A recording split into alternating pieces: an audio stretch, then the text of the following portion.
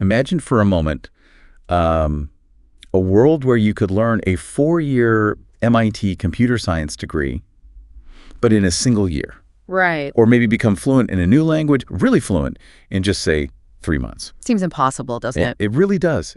What if you could become, I don't know, a world champion in something without any formal training, just by following a set of repeatable strategies?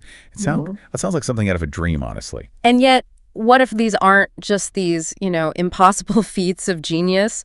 What if they're simply unconventional paths to mastery? Paths that are, well, accessible to pretty much anyone willing to apply intense, really strategic effort. That's the exciting part, isn't it? It really is. And that's exactly where we're going today. Welcome to the Deep Dive. We're plunging headfirst into ultralearning. It's this fascinating, really effective approach to acquiring hard skills and doc knowledge fast and efficiently. Yeah, think of it as your personal shortcut, a way to become incredibly well-informed, really capable, but without the usual time sinks and, frankly, the crushing costs of traditional learning paths. Exactly. So our mission for you, our listener, is, well, pretty simple. We're digging deep into Scott Young's groundbreaking book, Ultralearning.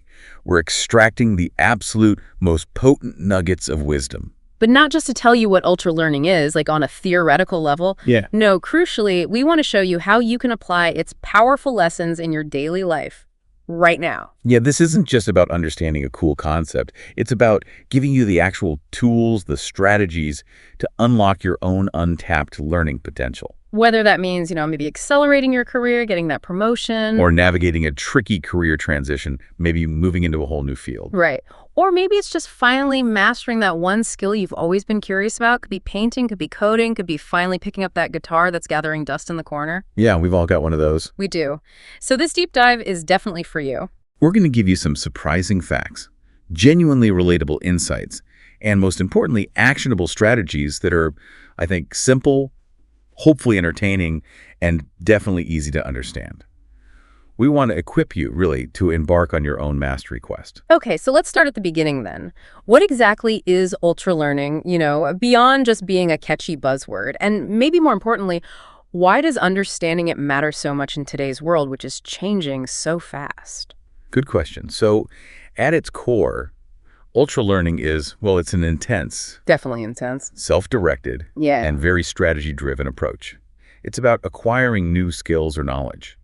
It's not just about working hard, right? It's about pushing smart work to its absolute limits, designing your own learning adventure. That really hits the nail on the head. And when we say self-directed, we're talking about real personal ownership. You are in charge. You're not waiting for someone to hand you a curriculum. You decide what specifically you need to learn, why it matters to you, and crucially, how you're going to tackle it. And that's true even if you use existing resources like, say, free online university courses or textbooks. It's about the ownership. It's about your ownership of the journey, yeah. Not where the material comes from. And intense. Well, it really means an unusually focused and dedicated effort. This isn't just casual dabbling, or a fleeting hobby. No weekend warrior stuff here. Exactly. It means pushing your mental limits, engaging deeply, and actively seeking out that discomfort zone, because honestly, that's where the real growth happens. And I think that's such an important distinction. It's not about finding the fun or maybe the convenient way to learn, although that can happen. It's about finding the most effective way, the deepest way. Right. And sometimes, this intense effort can lead to that amazing state of flow where you just lose all track of time. It feels great. Yeah. But the primary goal always is deep, effective learning and building real mastery, even if it feels challenging, even if it requires some real grit. It's about the results, the genuine capability you build in the end. Okay, so to really get a handle on what this looks like in the real world, let's talk about some of these inspiring ultralearners. These are people who achieve things that, on the surface seem almost impossible. Yeah, but when you peel back the layers, you see these ultralearning principles really shining through. It's not magic, it's method. Okay, so first up, let's talk about the author himself, Scott Young, and his famous MIT challenge. This is kind of the flagship example, isn't it? It really is. And Scott's motivation, it was deeply personal. He was looking at traditional education, seeing the tuition costs just skyrocketing. Insane. And seeing the modern workforce demanding these really sophisticated, adaptable skills. He just thought there has to be a better way. So he set this audacious goal: learn the entire 4-year undergraduate computer science curriculum from MIT. A whole thing. The whole thing. But not in 4 years. In under 12 months. Wow. Okay, huh? And here's the kicker, like you mentioned. He did it using only MIT's free online materials. He didn't enroll, didn't pay a cent in tuition. He just downloaded the syllabi, the lecture notes, the problem sets, the exams, everything they put online for free. And he tested himself. Oh, yeah. He aimed to pass all the final exams for every single course.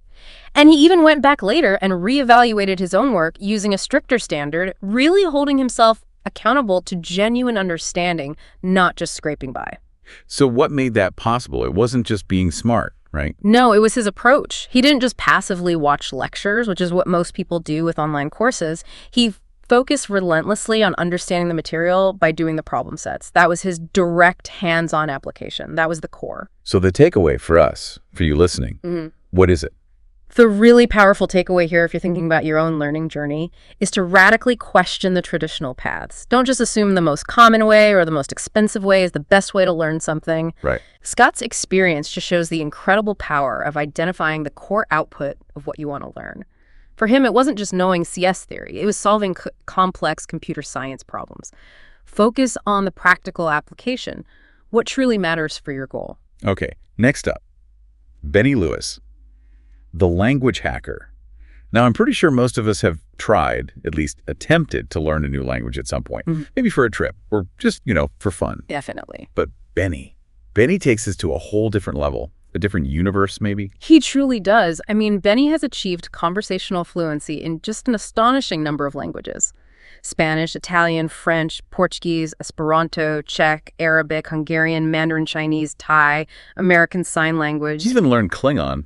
Yes, and yes, even Klingon. And the incredible part, he often did this within just 3 months per language. 3 months to conversational. That's insane. And he pushed himself really hard. He even attempted a C2 German exam now, that's the highest proficiency level, basically signaling near native, complete mastery. And he came incredibly, incredibly close. So how? What was his secret sauce? His how was defined by fearless, almost audacious action. Think about how most people learn languages. They agonize over grammar rules, memorizing vocabulary lists before they even dare to speak a word. Yeah, guilty as charged. Right. Benny did the exact opposite. He started speaking a new language from day one. Day one. He refused to worry about making mistakes. He'd grab a simple phrase book initially, just enough to get by, and saved the formal grammar study for much, much later. His entire focus was just direct, immediate interaction with a native speaker. Okay, so the lesson there for us. The powerful lesson from Benny for your own learning is embrace directness and action without hesitation. Don't wait for some mythical state of perfection before you dive in. Jump in, even if it's uncomfortable, even if you feel silly at first. That immediate immersion. That direct immersion provides rapid, invaluable feedback. We'll talk more about feedback later, but it's just foundational to accelerating your progress, especially with something like language. Okay, now let's talk about Roger Craig, the guy who basically reverse engineered and gamed Jeopardy. Yeah, Roger wasn't your typical brainy know-it-all who just seemed to absorb facts like a sponge, but he became this record-breaking Jeopardy champion, famously won $77,000 in a single day. 77 grand. And nearly $200,000 in just a 5-game streak. What he did was he rethought the entire process of acquiring knowledge specifically for competitive recall for that game show format. How did he do that? This is where it gets really interesting, right? It really is. He actually built a website specifically to analyze thousands of past Jeopardy questions. Yep. He systematically identified common categories, questioned patterns, the way clues were phrased. And his own weaknesses. And crucially, his own specific weaknesses, like apparently fashion was a weak spot for him. Oh, okay. So then he leveraged something called spaced repetition software, or SRS. These use algorithms based on work by pioneers like Piotr Woniak to efficiently memorize thousands upon thousands of facts. How does that work exactly? It basically schedules reviews optimally. It shows you a fact just as you're about to forget it, strengthening the memory trace. So he used this to drill those facts into his long-term memory. It was highly analytical, almost like a scientific approach to trivia. So, the takeaway for our learning. The profound takeaway here for your learning journey is the power of data-driven learning. Analyze your target, identify patterns, and use smart tools like spaced repetition to optimize your memory, especially if memorization is a big component of what you need to learn. It's about working smarter, maximizing efficiency, not just brute force memorization. It's a total game changer for memory work. Then there's Eric Barone. His story is just, Yeah. wow. Going from earning minimum wage to becoming a millionaire, all because of his game Stardew Valley. It's an incredible journey, and Eric single-handedly developed this massive hit video game, Stardew Valley, over 5 years. And developed doesn't even cover it. This meant mastering game programming, pixel art, music composition, sound design, story writing, the whole package. All by himself. All by himself. It was a complete self-transformation of his skill set, and obviously, it completely changed his career and life. So what was his how? How did he manage all that? His approach was defined by extreme dedication and just relentless, direct, hands-on practice. He learned pixel art, for example, completely from scratch, not by reading books about it, but by repeatedly redoing his artwork. How many times? Like 3 to 5 times for most things, but up to 10 times for the character portraits. And he would critique his work scientifically, comparing it against art he admired, looking for specific flaws. He'd research things like color theory only when he encountered a practical need for it in his art. So very targeted learning. Very targeted. And to support himself during this intense 5-year Ultralearning project, he worked a minimum wage job as a theater usher, deliberately choosing something that wouldn't distract him mentally from his main creative goal. He really lived the project. The takeaway there feels pretty clear. Yeah, the powerful takeaway here for you is the concept of skin in the game. Learn by doing, creating tangible output. Embrace that iterative improvement, that cycle of doing, critiquing, redoing, and relentless self-critique. Don't be afraid to redo things again and again until they meet your vision. And maybe making some sacrifices. And sometimes, yeah, being willing to make sacrifices to truly immerse yourself in the learning process. That level of direct engagement makes the learning stick and become truly functional, not just theoretical. Okay, our next example is someone whose name might ring a bell, especially if you've looked into the science of habits. Jimmy Clear, the author of Atomic Habits. Right, James became this huge best-selling author with actually very little formal writing experience beforehand. And how did he do it? He applied ultra-learning principles directly to the craft of writing. So he didn't just, decide to write a book. No, he didn't just decide to write. He started by meta-learning. That's principle 1. We'll get to studying successful bloggers and authors to create his own map of what great online writing actually looked like, what resonated with readers. And then he just wrote. He went all in. He decided to commit full-time to being a writer, dedicating the vast majority of his time to, reading and writing. He learned by producing over 150 essays in just 2 years. He systematically broke down writing into its components, things like headlines, transitions, storytelling. He even filled spreadsheets with examples of good ones to analyze and learn from. Wow, that's dedication. And crucially, he actively sought feedback. He personally emailed his first 10,000 subscribers asking for direct, unfiltered feedback on his work. Now, obviously, that's not scalable for everyone. Right. But that level of direct engagement and feedback taught him an immense amount very quickly about what connected with his audience. What does that show us about ultralearning? It illustrates a really vital point. Ultralearning isn't just for these big, daunting projects like learning a new language fluently or programming a complex game from scratch. It's a systematic approach, a blueprint that you can use to break down and master any skill, even something that seems more intuitive or artistic, like writing. It shows you can apply these principles to elevate everyday capabilities, not just moonshot projects. Okay, and finally, Tristan de Montebello. This guy went from apparently cringing at his past public speaking attempts to becoming a top 10 finalist in the World Championship of Public Speaking in just 6 months. 6 months. It's an incredible transformation. And that led to a complete career change for him. That's huge. Huge transformation, yeah. And again, it wasn't magic. Tristan's method involved obsessive, deliberate practice, sometimes practicing twice a day. But he didn't just practice mindlessly. He recorded and analyzed every single speech he gave, hunting for flaws. And feedback. He relentlessly sought diverse feedback, not just from his coach, Michael Gendler, but from a Hollywood director he knew, a friend in theater. And he even practiced in front of middle schoolers for what he called ruthless feedback. because kids have no filter. That's brave. He even took improv classes to push his comfort zone and learn how to be more spontaneous and handle unexpected situations. So the lesson there for us. For you, this story just powerfully emphasizes the importance of embracing aggressive, diverse feedback and constantly pushing your comfort zone. Practice isn't just mindlessly repeating something over and over. It's about actively refining based on real-world input.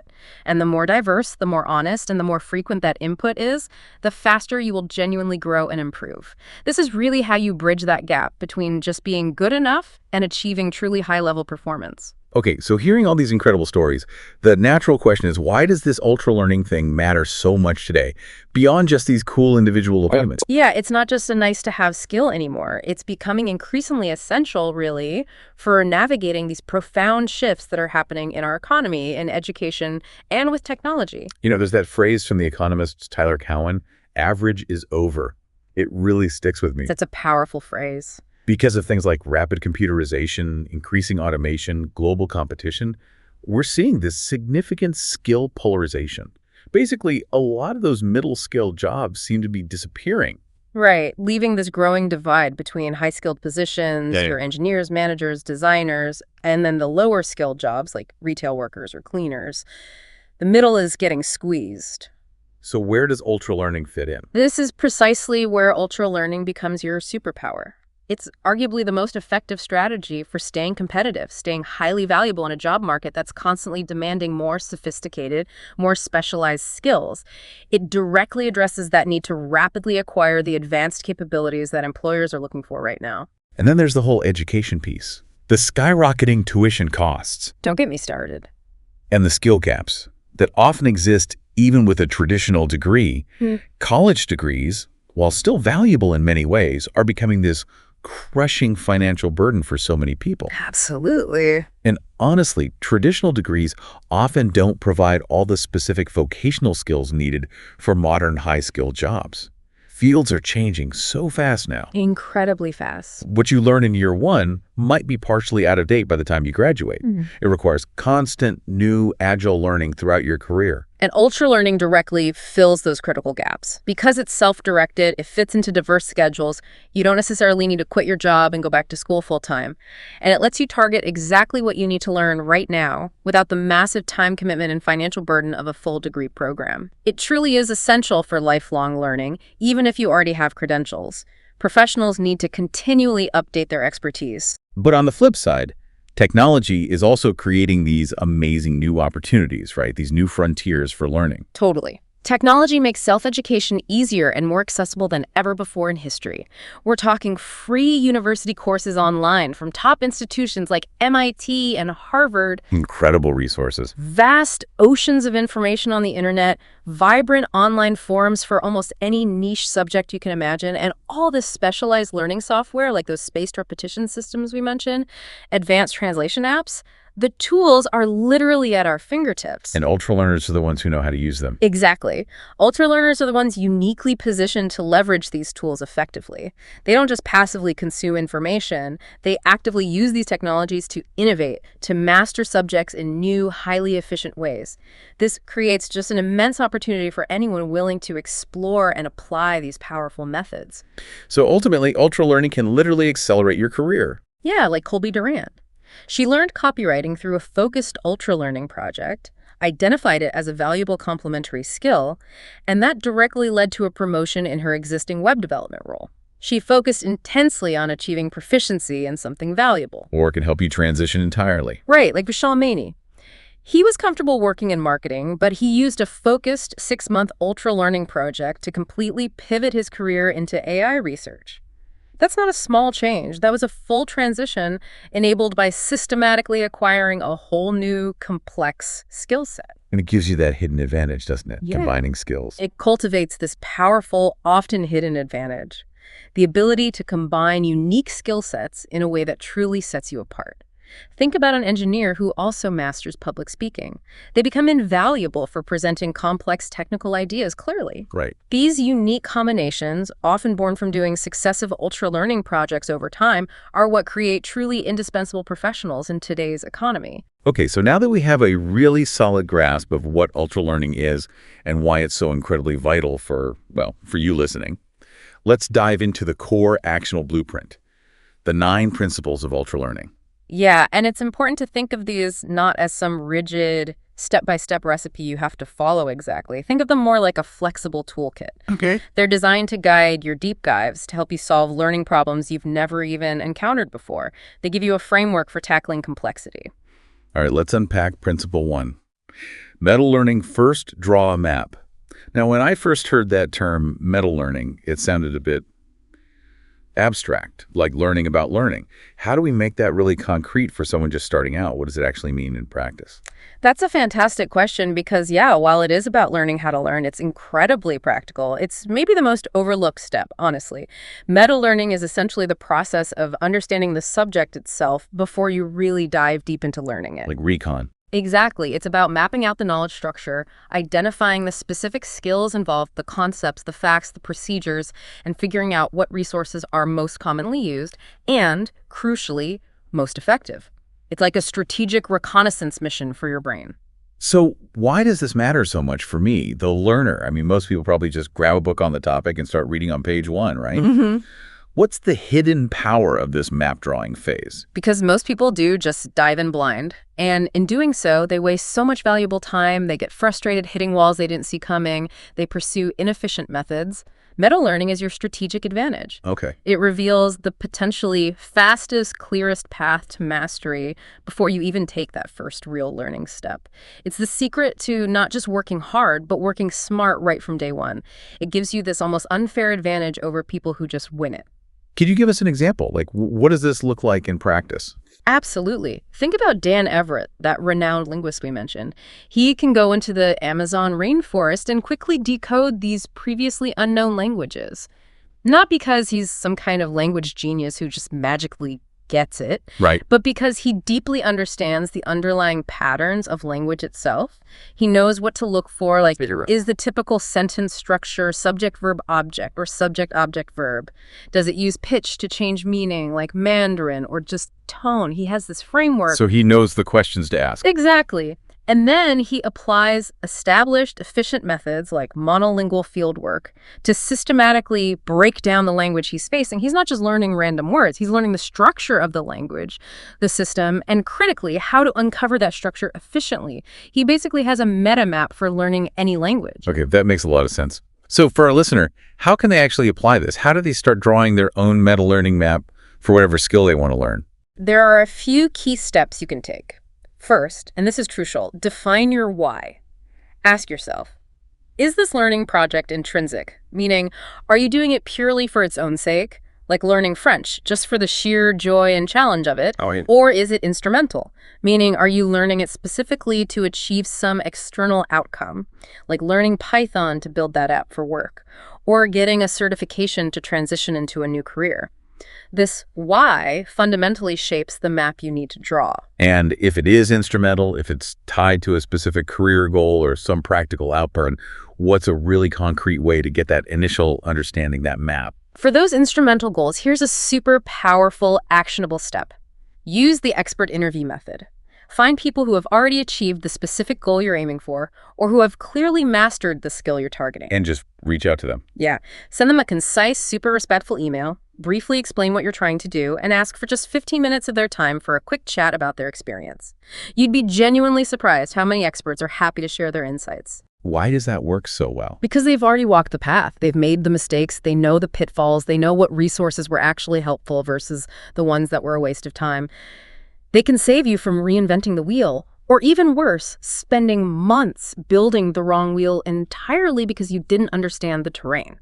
Okay, so first, define the why, maybe talk to experts. What's next? Second, once you've got your why clarified, you need to deconstruct your what, the subject matter itself. Mm-hmm. Break it down into its core components. Think about, are there fundamental concepts involved. These are the big ideas that need flexible understanding, not just memorization, like calculus principles or clear economic theories. Okay, concepts. Are there critical facts? This is information that simply needs to be memorized accurately, like vocabulary words in a new language, historical dates and names, or maybe specific programming syntax. Or are there essential procedures?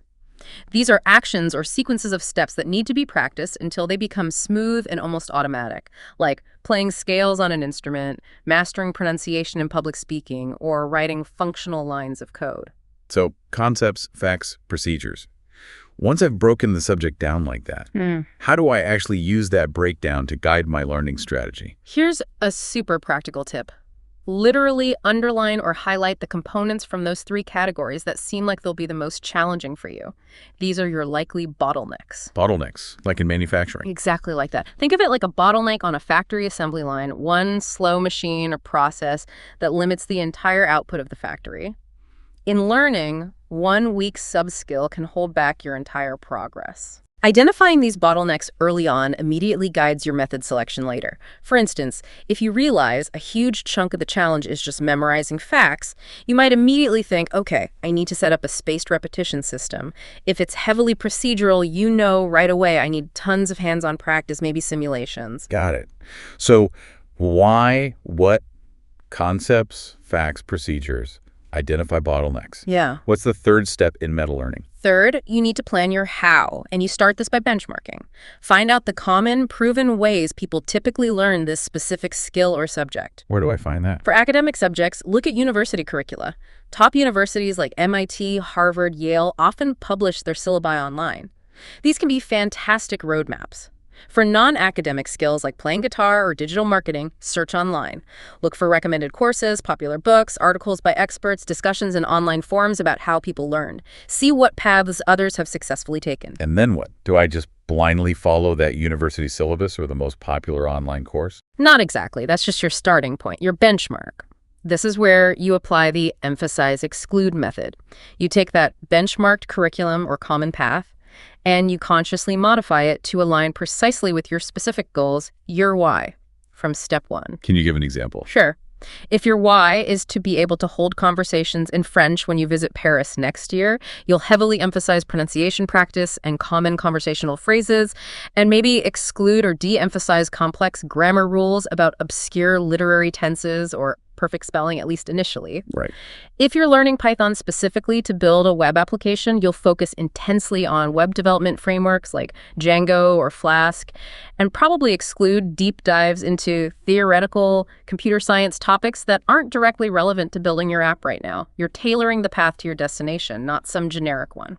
This whole meta learning thing, it sounds like it could involve a lot of research before you even start the actual learning. Is there a danger of getting stuck here, doing too much planning? Absolutely. That's a real risk, and we call it analysis paralysis. You get so caught up in planning the perfect approach that you never actually start learning. Yeah, I can see that happening. So here's a practical rule of thumb to avoid that. Spend roughly 10% of your total estimated learning time on this meta learning research phase. So if you anticipate a project taking you, say, 6 months, maybe dedicating around 100 hours total, Okay. then aim to spend about 10 hours up front on this meta learning research and planning. It feels like a significant investment, but it saves you vastly more time down the road by preventing false starts, avoiding dead ends, and ensuring you begin on the most efficient foot possible. It's an investment, not a distraction, if you cap it. And what about the long-term benefit of doing this? Does meta learning itself get easier over time? Without a doubt, the more ultra-learning projects you undertake, the better you naturally become at the meta learning process itself. You start recognizing patterns faster, you build an internal library of effective strategies and resources, you get better at interviewing experts, you learn how you learn best. Ah, so it's a skill that builds on itself. Exactly. This long-term advantage, this improved ability to learn how to learn, is often mistaken by observers for innate talent or genius. But in reality, it's very often a learned skill, the skill of effective meta-learning, honed through practice. You become a true master learner over time. Okay, that makes a lot of sense. That brings us smoothly to principle 2. Focus, sharpen your knife.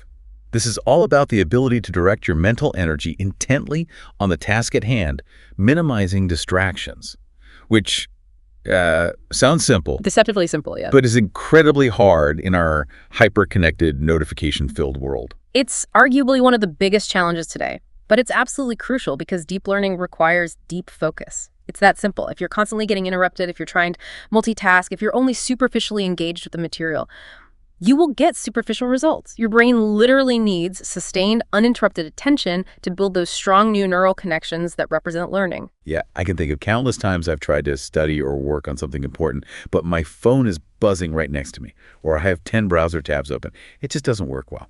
It really doesn't. The human brain isn't designed for rapid context switching when deep work is required. So what are some really concrete ways we can apply this principle? How do we actually sharpen our focus? Okay, let's tackle the biggest hurdle for most people first. Conquering procrastination. That feeling of just failing to start, the resistance. Oh yeah, the enemy. It is. So here's an actionable tip. The moment you feel yourself starting to procrastinate, just notice it. Identify the impulse. Ask yourself, is it an aversion to the task itself? Does it feel too hard or boring or overwhelming? Or is it a craving for a distraction, that urge to check emails, scroll social media, grab a snack? This simple awareness, this identification of the feeling, is the crucial first step to overcoming it. Okay, so I notice it. I feel that urge to check Twitter instead of reading this dense chapter. Now what? How do I push through that initial resistance? Use crutches to just get yourself started. The classic one is the 5-minute rule. Commit to doing the task for just 5 minutes. Tell yourself, okay, I only have to do this for 5 minutes, then I can stop if I want to. Does that actually work? Surprisingly often, yes. Usually the hardest part is just starting. Once you overcome that initial inertia and engage with the task for those 5 minutes, the discomfort often dissipates, and you find yourself naturally continuing for much longer. What if 5 minutes isn't enough? Or what if I start, but then I keep taking breaks every few minutes? If the 5-minute rule isn't quite cutting it, or if your focus is still really fragmented, try the Pomodoro technique. This is a structured approach. You work with intense focus for a set period, typically 25 minutes, and then you take a short timed break, usually 5 minutes. 25 on, 5 off. Exactly. And during that 25-minute Pomodoro, you allow absolutely zero distractions. If something pops into your head, you jot it down to deal with later. This technique helps build your focus muscle gradually. The key is consistency. Only move to harder goals, like longer focus sessions, once you've comfortably mastered the previous level. Okay, so that helps with starting. What about sustaining focus once you've begun? Dealing with all those pesky distractions, both external and internal. Great question. So sustaining focus involves managing both your environment and your mind. Actionable tip: optimize your environment. Minimize external distractions as much as possible. Find a quiet space or use noise-canceling headphones if you need to. Minimize visual clutter. A clean, organized workspace really does help reduce mental noise. And the phone. And critically, minimize digital notifications. Silence your phone, turn off email pop-ups, close unnecessary browser tabs. If you have to, physically put your phone in another room while you're working.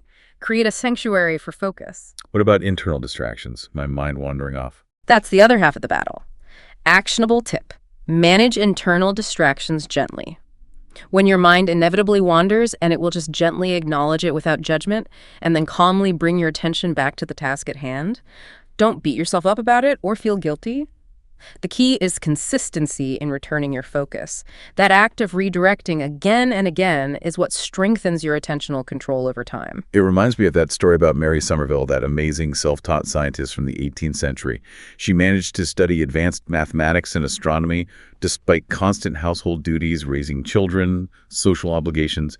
She apparently had incredible focus. Her story is an excellent testament to the power of cultivated focus. She could reportedly leave a subject and resume it again at once, like putting a mark into a book.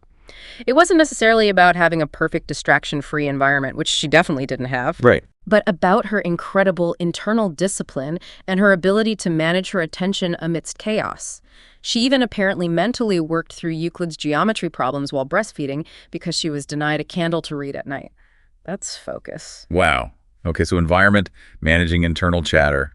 What else? Finally, you need to optimize the quality of your focus. And this involves being aware of your physiological state, your arousal levels, and how they interact with the complexity of the task. Arousal levels, like how alert I am. Exactly. High alertness, high arousal is actually great for simple, intense tasks where you need quick reactions. Think of an athlete making a split-second throw. But for complex, creative, or analytical tasks like deep problem solving, writing, or learning intricate concepts, moderate arousal is often better. Being too hyped up or caffeinated can actually backfire and make your thinking scattered and less flexible. So it's not always about being super pumped up to learn. Precisely. And related to this, here's a crucial point. Don't chase flow states as your primary goal.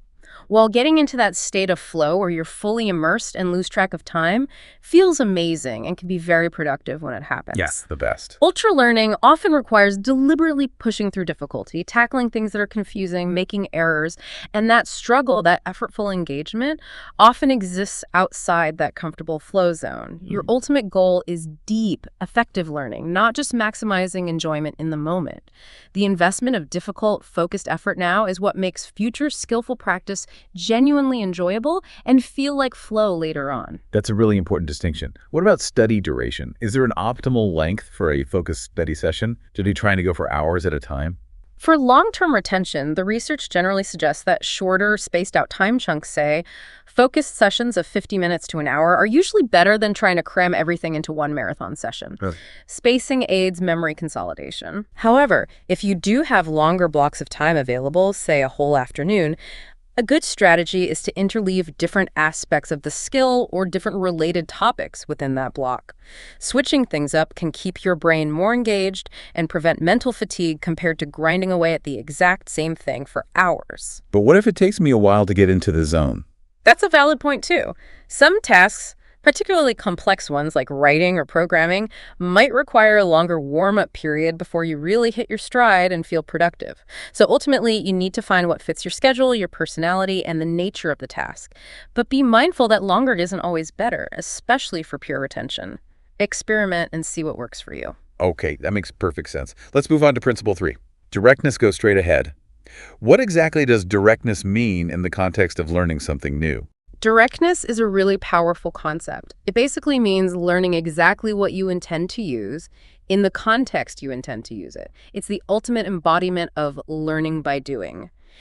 It contrasts sharply with learning abstract knowledge in one context, like a classroom, and just hoping it will magically transfer over to a different real-world situation later. So, why is this principle so critical for our listeners? I can definitely relate to being in classes where I learned a ton of theory, but then felt completely lost trying to apply it outside the classroom. That's exactly it. You've hit on the notorious transfer problem that plagues so much of traditional education.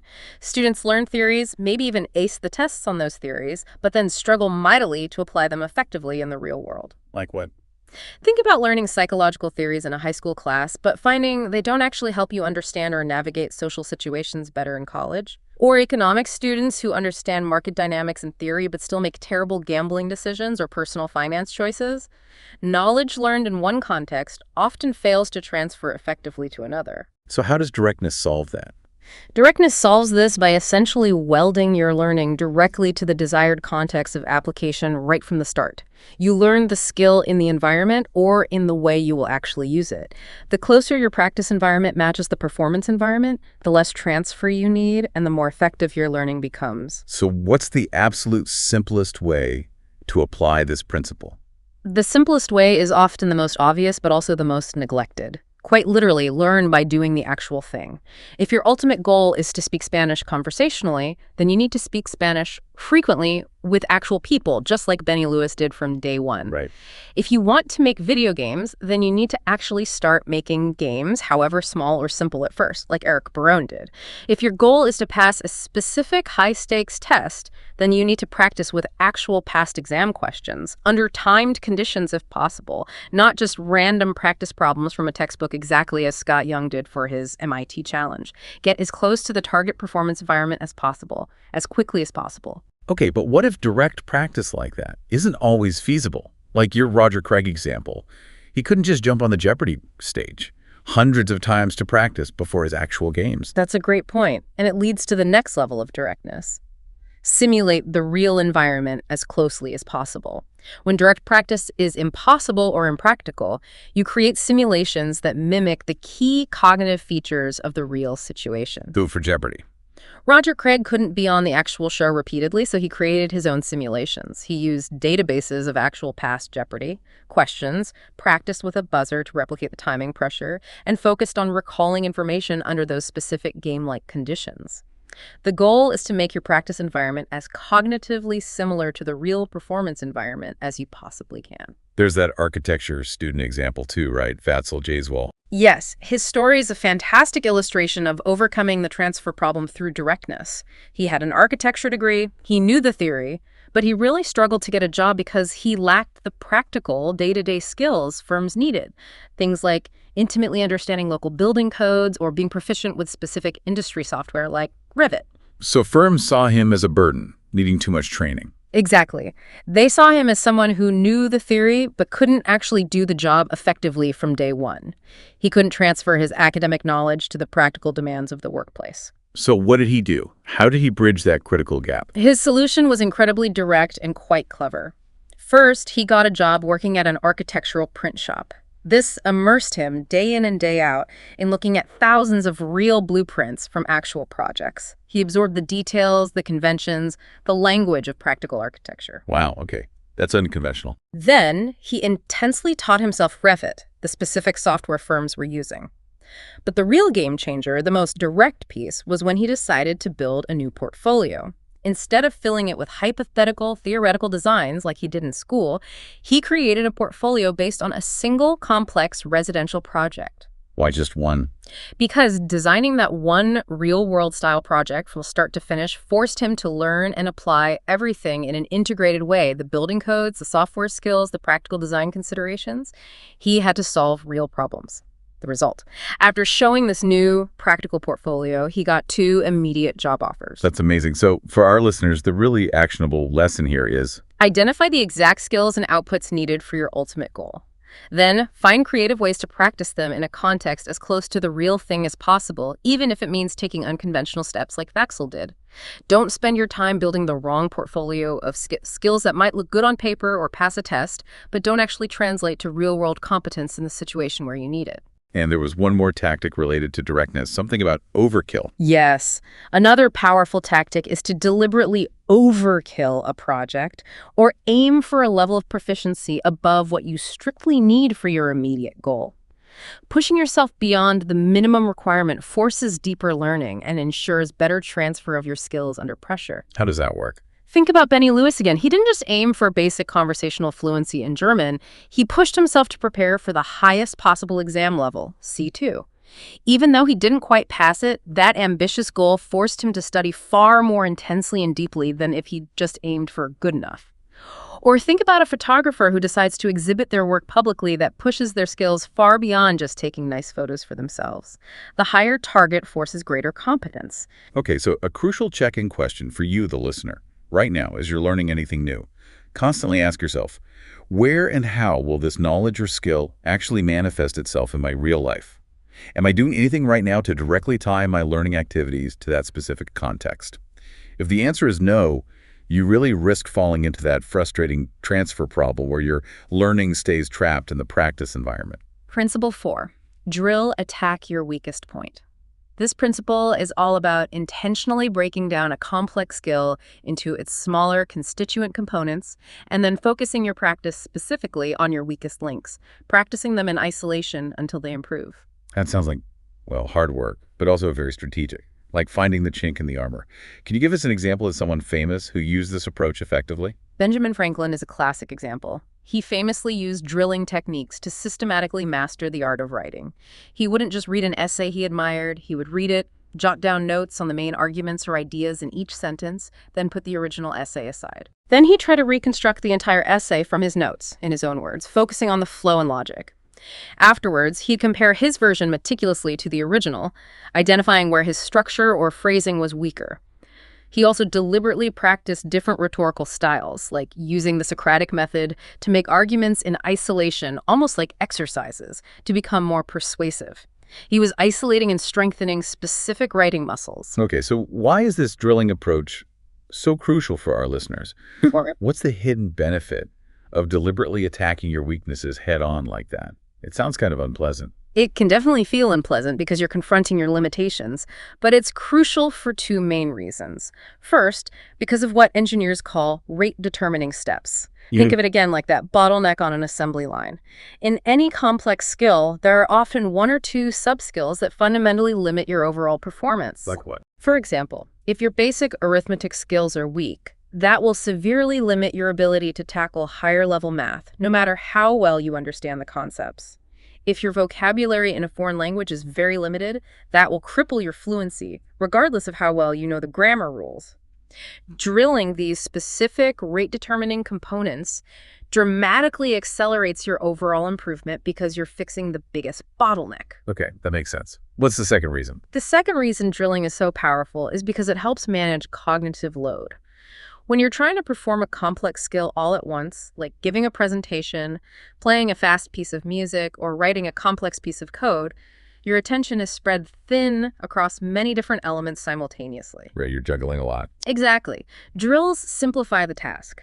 By isolating just one component, you can focus all your available cognitive resources, all your attention and effort on improving that one specific aspect without being overwhelmed by everything else that's normally happening at the same time. It allows for deeper focus on the weakness. So what's the best way to actually integrate drills into our learning practice? Do we just stop doing the direct practice of the whole skill and only do drills for a while? No, that's usually not the most effective way. A better approach is what Scott Young calls the direct then drill approach. It's a cycle. Step 1. Start with direct practice. Try performing the whole skill in its real context, as we discussed in Principle 3. Get some initial feedback on your overall performance. This anchors your learning to the actual situation where you'll use the skill. Okay, start with the real thing. Step 2. Analyze and isolate. Based on that direct practice and the feedback you received, or your own self-assessment, identify precisely which specific components or sub-skills are holding you back the most. Is it a clear rate-determining step?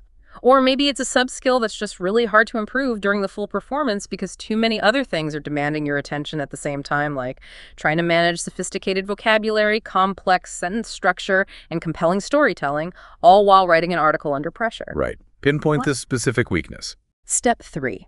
Drill separately.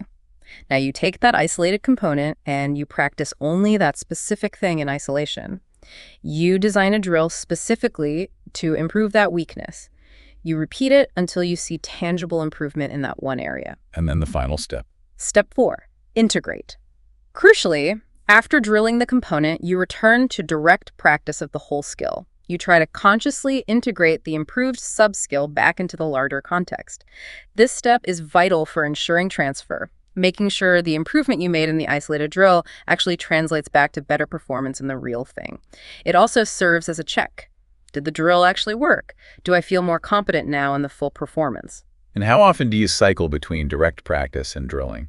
The frequency can vary. When you're just starting out and learning the basics, you might cycle between direct practice and quick drills very rapidly, perhaps even within the same study session. As you become more advanced, the drills may become more specialized, more focused, and you might dedicate longer, separate sessions just to drilling specific high-level weaknesses. Okay, so what are some specific tactics people can use to design effective drills for themselves? Scott Young outlines a few great ones.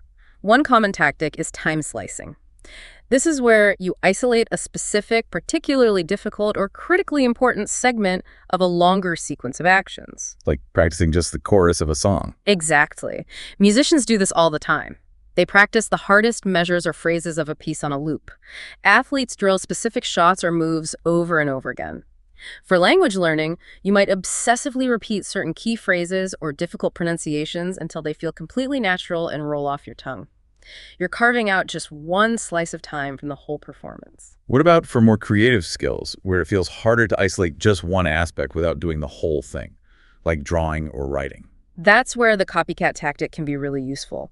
For creative skills, if you want to focus on improving, say, your rendering technique in drawing, but not worry about composition or subject matter right now, you can copy those other elements from someone else's work. So draw from another drawing. Yeah, draw from other drawings or photos to focus purely on practicing your line work or shading, without the cognitive burden of inventing the scene yourself. Benjamin Franklin, remember, copied essays written by others. He wasn't focused on inventing the arguments. He was focused on drilling the logical ordering, the transitions, the rhetorical structure by imitating a master. Copying allows you to offload some cognitive load and focus your drill. And I remember you mentioned a tactic called prerequisite chaining earlier. Yeah. How does that fit in as a drill? Prerequisite chaining is a fantastic approach, especially when you feel like you need to learn a ton of foundational stuff before you can even start the real skill. It flips that idea on its head. It means you jump into practicing the main skill, the direct practice, even if you know you lack some of the necessary prerequisites. Oh, you just fail miserably. You'll likely struggle, but when you inevitably hit a wall because you're missing some foundational knowledge or prerequisite skill, that's when you go back. But you don't go back and learn the entire prerequisite subject. No, you go back and learn only the specific piece of foundational knowledge or the specific sub-skill you needed right at that moment to overcome the obstacle you just hit. Then you immediately return to practicing the main skill. Can you give an example of that? Eric Barone, the Stardew Valley guy, didn't take a full course on color theory before starting his pixel art.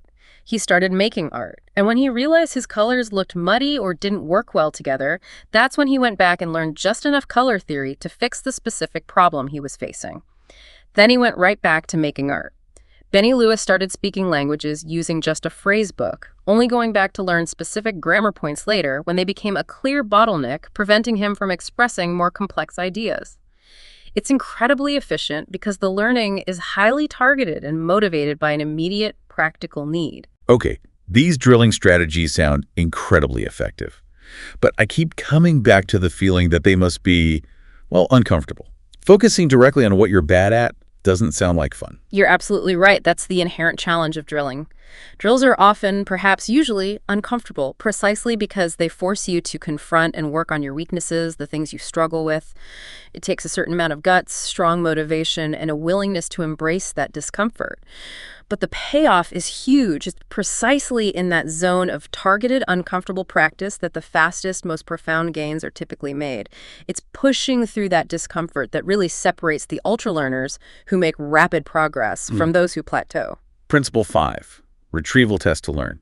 This one is about actively pulling information out of your memory rather than just passively rereading or reviewing it. Why is that distinction so incredibly important for learning effectively? It's incredibly important because of a robust finding in cognitive psychology known as the testing effect, or more broadly, retrieval practice. The research is just overwhelming on this.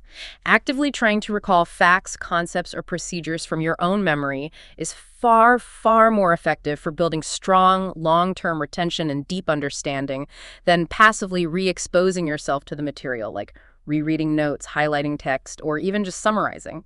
So just reading my notes over and over isn't the best way. It's actually one of the least effective ways for long-term learning, even though it often feels productive and easy in the moment. Think about the mathematical genius Srinivasa Ramanujan. He learned much of his mathematics in isolation in India, working through a dense book of theorems that often didn't include the proofs. He had to essentially rederive or figure out many of the proofs himself. He wasn't just reading, he was constantly retrieving, reconstructing, and problem-solving. That active struggle built his incredible intuition. Why is this active retrieval so crucial for our listeners' learning process? What does it actually build in our brains that rereading doesn't? Rote memorization, or just recognizing information when you see it again, leads to very fragile, inflexible knowledge. True, lasting learning comes from active engagement. Retrieval practice helps you build a much deeper, more flexible understanding because it forces your brain to work. It forces you to actively search for and reconstruct the knowledge, to make connections between different ideas, to maybe even invent or infer solutions, rather than just passively recognizing something you've seen before. Each successful retrieval strengthens the neural pathways to that information, making it easier to access in the future, especially under pressure or in new contexts. Okay, that makes sense. So how can we actually apply retrieval practice in our daily learning routines? What are some concrete techniques? One simple yet incredibly powerful method is free recall. It works like this. After you read a section of a book, watch a lecture video, or attend a meeting, close the source material entirely. Take out a blank piece of paper or open a blank document and write down everything you can remember about the key ideas, arguments, facts, or procedures. Don't look back at the source until you've completely exhausted your own memory. Just dump everything out. Just dump everything out. Scott Young mentioned using this technique extensively when researching his book. After reading a research paper, he'd force himself to reconstruct its main arguments and supporting details from memory before organizing his notes. It forces active retrieval. What else? Second, you can try the question book method. As you go through your source material, reading a chapter, listening to a podcast, don't just passively highlight or take verbatim notes. Instead, actively formulate specific questions based on the material. These should be questions that you must answer later, relying on your own understanding rather than just looking up a definition. So turning statements into questions. Exactly. Instead of noting the testing effect improves memory, you might write the question, how does the testing effect work and why is it more effective than rereading? These self-generated questions become your personalized quiz bank for later self-testing sessions, forcing retrieval each time you try to answer them. Okay, that sounds good for factual or conceptual learning. What about for more practical, hands-on skills? How does retrieval apply there? For practical skills, you can use self-generated challenges. Whenever you encounter a new technique, a new tool, or a new concept in your learning materials, like a new function in programming, a new brush technique in painting, or a new negotiation tactic, immediately create a small challenge or mini project for yourself to apply or demonstrate that specific technique later in your practice session. So linking the concept to an action. Precisely. This actively builds your library of usable tools and procedures, things you can actually do, not just concepts you vaguely remember reading about. For example, if you learn about a specific algorithm, immediately think, okay, later today I'm going to try to implement this to solve a small specific problem. It forces you to retrieve and apply the knowledge in a practical context. I hear what you're saying, and it makes logical sense. But honestly, doing things like free recall or constantly testing myself often feels harder and slower in the moment than just comfortably rereading my notes. It can feel less productive, like I'm not covering as much ground. You've just perfectly described the core paradox of effective studying. Many students, and learners in general, naturally gravitate towards less effective methods like rereading or summarizing, precisely because retrieval practice feels harder, more effortful, and less immediately gratifying. You feel like you're stumbling, like you don't know it as well as you thought. Yeah. But cognitive science tells us you absolutely must embrace this desirable difficulty. That feeling of effort, that struggle to recall something from your own memory is exactly what triggers the underlying neurological processes that strengthen learning and long-term retention. The short-term discomfort is a powerful, reliable indicator of long-term gain. So lean into that feeling of difficulty. It means your brain is actually working and learning.